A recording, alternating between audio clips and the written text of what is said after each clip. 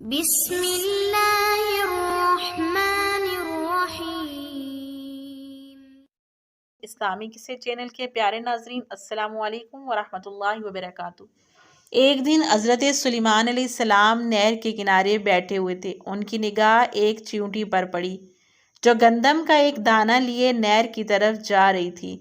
حضرت سلیمان علیہ السلام اس کو بہت غور سے دیکھنے لگے۔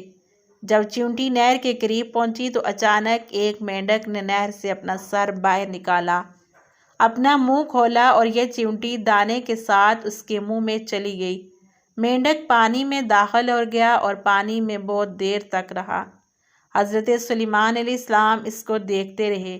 ذرا ہی دیر میں مینڈک پانی سے باہر نکلا اور اپنا منہ کھولا اور وہ چیونٹی باہر آ گئی، البتہ اس کے منہ میں وہ گندم کا دانہ نہیں تھا۔ حضرت سلیمان علیہ السلام نے اس کو بلا کر پوچھا، یہ ماجرا کیا ہے؟ تو کہنے لگی، ہے اللہ کے نبی، جو آپ اس نہر کے اندر کھوکھلا پتھر دیکھ رہے ہیں، اس میں اندھے کیڑے مکوڑے ہیں۔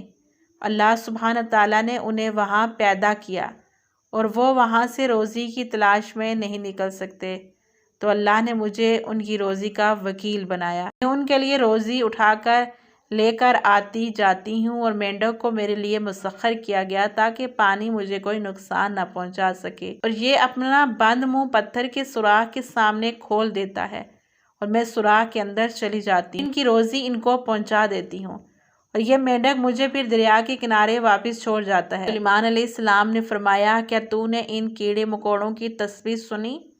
وہ کیا کہتے ہیں؟ تو چیونٹی نے کہا، ہاں، وہ سب یہ کہتے ہیں تو مجھے اس گہرے پانی کے اندر بھی نہیں بھولتا۔ ناظرین محترم، اس واقعہ سے ہمیں یہ سبق ملتا ہے کہ وہ ذات جو پانی میں موجودہ کیڑوں کو بھی رزق دیتی ہے، وہ ہمیں کیسے بھول سکتی ہے؟ اس لیے یقین رکھیے اپنے اللہ سبحانہ تعالیٰ کی ذات پر۔